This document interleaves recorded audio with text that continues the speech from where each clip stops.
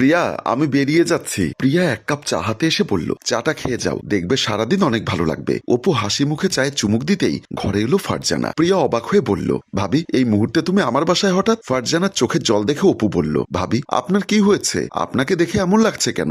ভাইয়া আমি আপনাদেরকে অনেকদিন ধরে ফোন করছি, কিন্তু আপনাদের ফোন বন্ধ পাচ্ছি। হ্যাঁ আসলে আমি নতুন ব্যবসার কাজে থাইল্যান্ড গেছিলাম, সাথে প্রিয়াকে নিয়ে গেছিলাম, আর ও সেখান থেকে আসতে চাচ্ছিল না, তাই কিভাবে যে 6 মাস কেটে গেল বুঝতে পারিনি। ভাবি এত কথা না বলে তুমি কেন এসেছো সেটা বলো। ফারজানা বলল, প্রিয়া তোমার ভাইয়ের অবস্থা ভালো না, ওর ব্যবসায় বেশ লস হয়ে গেছে, পার্টনাররা সবাই ঠকিয়েছে, ওর বেশ কিছু টাকা দরকার, তোমরা প্লিজ আমাদেরকে হেল্প করো। অপু বলল, ভাবি অবশ্যই হেল্প করব। আমার ব্যবসাটা শুরু হওয়ার আগে আমার তেমন ভালো অবস্থা ছিল না, ভাইয়া আমাকে নানা পরামর্শ দিয়ে এবং নগদ টাকা দিয়ে সাহায্য করেছে। আপনাদের কত টাকা হলে সব সমস্যার সমাধান হবে বলুন? আমার একটু তাড়াহুড়ো আছে, আপনি ওর সাথে কথা বলুন, আমি দুপুরে এসে আপনার সাথে কথা বলবো। না খেয়ে যাবেন না কিন্তু। প্রিয়া বলল, চলো তোমার দেরি হয়ে যাচ্ছে, তোমাকে এগিয়ে দিচ্ছি। দরজা এসে প্রিয়া বলল, তোমার কি মাথা খারাপ হয়ে গেছে? তুমি কেন টাকা দিতে যাবে? কি বলছো এসব? ওনাদের একটা বিপদ হয়েছে, আমাদের উচিত তাদের পাশে দাঁড়ানো। তাছাড়া বিয়ের আগে ভাইয়া তোমাকে লেখাপড়া শিখিয়েছে, মানুষ করেছে, আর আমার ব্যবসার জন্য কত হেল্প করেছে, এখন কিভাবে আমরা মুখ ফিরিয়ে নিব?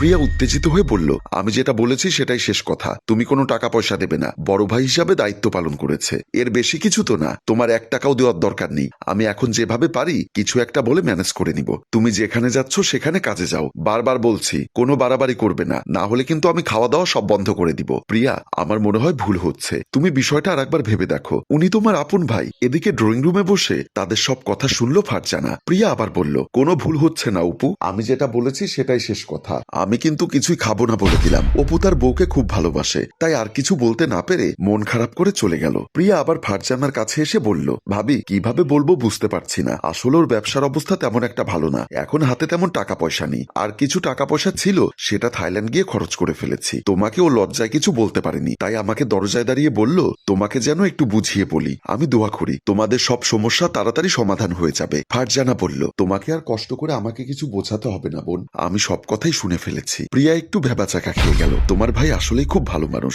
নিজের বোনকেও চিনতে পারেনি। তোমার মা বাবা অল্প বয়সে মারা যাওয়ায় তোমার ভাই তোমাকে লেখাপড়া শিখিয়েছে, তুমি যাকে ভালোবাসো সেই মানুষটার সাথেই বিয়ে দিয়েছে, আজ তার এই প্রতিদান দিলে তুমি? প্রিয়া দাঁড়িয়ে বলল, ভাবি এখন এসব কথার কোনো মানে হয় না, আমাদের হাতে টাকা পয়সা থাকলে অবশ্যই সাহায্য করতাম। তুমি যেতে পারো। ঠিক আছে আমি চলে যাচ্ছি। আমার শুধু এটা ভেবেই খারাপ লাগছে, তোমার ভাইকে যখন আমি এই কথাগুলো বলবো তখন মানুষটা কতটা কষ্ট পাবে। এদিকে আকাশ বিছানায় শুয়ে কাশতে কাশতে কোন রকমে 1 গ্লাস পানি খেলো। তখন ফারজানা এসে তাকে ধরে বলল, তোমার কি আবারও খারাপ লাগছে? কেন রাত দিন এত টেনশন করে নিজের শরীরটা খারাপ করছো? আল্লাহর উপর ভরসা রাখো। আকাশ বলল, প্রিয়া কোথায়? ওকে বসতে বলেছ?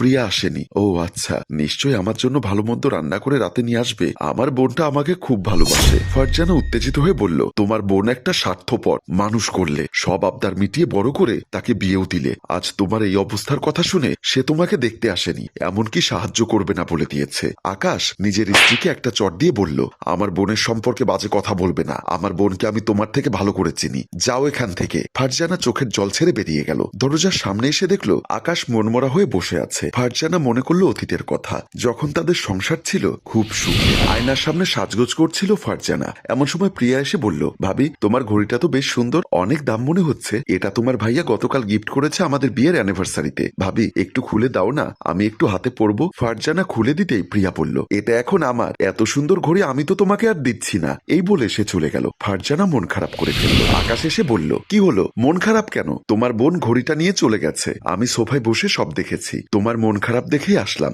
ও ছোট মানুষ, এখনো বাচ্চা রয়ে গেছে, আমি তোমাকে ওরকম আর একটা কিনে দিব, কিন্তু আমার স্বামীর গিফট আমি আরেকজনকে কিভাবে দিব? আকাশ বলল, আরেকজন কোথায়? ও তো আমার ছোট বোন, আর আমার ছোট বোন মানে তোমারও ছোট বোন, বাদ দাও না, তোমাকে আর একটা কিনে দিব। আরেকদিন কলিং বেলের শব্দে দরজা খুলে দিল প্রিয়া। ঘরে এলো আকাশ ও তার স্ত্রী। আকাশ বলল, বোন তুই কোচিং এ গিয়েছিলি তাই তোকে নিয়ে যেতে পারিনি, আজকে আমরা একটু বাইরে খেতে গেছিলাম, আর দেখ তোর জন্য মজার সব খাবার নিয়ে এসেছি। প্রিয়া বলল, ওয়াও, জমিয়ে খাওয়া যাবে। তারপর ফারজানার হাতে একটা ব্যাগ দেখে বলল, আরে ভাবি এই ব্যাগটা তো অনেক দামি, এটা আবার কখন কিনলে তুমি? একটু আগেই তো দোকানে দেখে পছন্দ হলো, তাই তোমার ভাইয়া কিনে দিয়েছে। প্রিয়া বলল, ভাবি ব্যাগটা আমার লাগবে, ভাইয়া ভাবিকে বলো না ব্যাগটা আমাকে দিতে। ফারজানা চুপ করে দাঁড়িয়ে আছে, তার ভালো লাগছে না বিষয়টা। আকাশ বুঝতে পেরে ফারজানার হাত থেকে ব্যাগটা প্রিয়াকে নিয়ে দিয়ে খাবারগুলো দিয়ে বলল, যা রুমে গিয়ে খাবারগুলো খেয়ে নে, আর এই ব্যাগটা তোর। প্রিয়া মহা আনন্দে খাবার আর ব্যাগটা নিয়ে ভেতরে চলে গেল। ফারজানা রাগ করে ঘরে চলে গেল। হঠাৎ আকাশের কাশির শব্দে ফারজানার ধ্যান ভাঙলো। পেছনে দেখলো তার স্বামীর আবার বুকে ব্যথা উঠেছে।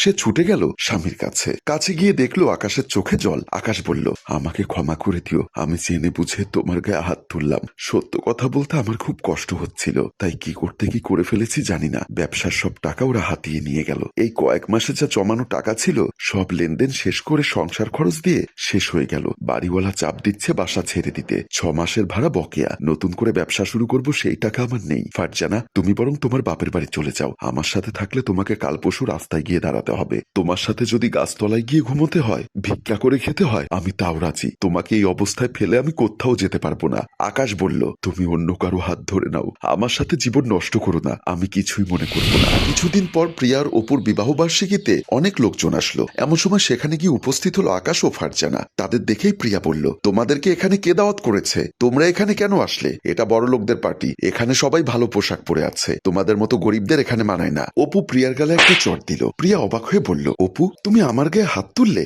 আকাশ বলল, ভাই দয়া করে আমার জন্য আমার বোনকে কষ্ট দিও না, আমি সহ্য করতে পারি না। আমি জানি ভাইয়া আপনি আপনার বোনের কষ্ট সহ্য করতে পারেন না, আমাকে ক্ষমা করবেন। আপনার সামনে আপনার বোনের গায়ে হাত তুলতে বাধ্য হলাম। তবে আরো আগে যদি এই হাত তোলার সাহস করতাম তাহলে আপনাদের হয়তো এত কষ্ট পেতে হতো না। রিয়া, যে ভাই তোমাকে বড় করেছে, মানুষ করেছে, লেখাপড়া শিখিয়েছে, আমার সাথে বিয়ে দিয়েছে, আজ তোমার টাকা পয়সা হয়েছে বলে তুমি তোমার ভাইয়ের আদর, ভালোবাসা, স্নেহ সব ভুলে গেলে? তুমি মানুষ না প্রিয়া, তুমি একটা স্বার্থলোভী গিরগিটি। কিন্তু আমার গায়ে মানুষের রক্ত আছে, তাই আমার চরম বিপদে আমাকে ব্যবসার জন্য নগদ টাকা পয়সা দিয়ে সাহায্য করা মানুষটাকে এই কষ্টে আমি দেখতে পারছি না। সেদিন তোমার মুখের উপর আমি কোনো কথা বলতে না পারলেও পরে আমি তাদের সাথে গিয়ে যখন কথা বললাম তখন জানতে পারলাম তাদের ঘরে 1 টাকার বাজার নেই। তারা 2 দিন ধরে শুধু মুড়ি খেয়েছিল। এমনকি বাড়িওয়ালা এসে তাদেরকে ঘাট ধাক্কা দিয়ে বের করে দিতে চাচ্ছিল। তুমি আজকে যাই বলো না কেন, আমি তোমার ভাইয়ের পাশে দাঁড়িয়েছি। ওনাকে আমি আবারও নিজের হারানো ব্যবসা ফিরে পেতে সাহায্য করব। আর তোমার প্রতি অনুরোধ, তোমার গায়ে যদি 1 ফোঁটাও মানুষের রক্ত থাকে তাহলে এমন একটা মানুষের পায়ে ধরে ক্ষমা চাও, না হলে আল্লাহ তোমাকে জাহান্নামেও জায়গা দেবে না। প্রিয়া নিজের ভুল বুঝতে পেরে তার ভাইয়ের কাছে ক্ষমা চাইল। সম্মানিত ভিউয়ার্স, পৃথিবীতে শুধু মানুষই একমাত্র প্রাণী যে নিজের স্বার্থ উদ্ধার হওয়ার পর বিপদের সময় তাকে সাহায্য করা অন্য মানুষটিকে ভুলে যায়। গল্পটি ভালো লাগলে শেয়ার করে সবার দেখার সুযোগ করে দিবেন। গল্পটির রচনা ও পরিচালনায় অভি, ক্যামেরায় শিহাব ও আশরাফ। ধন্যবাদ।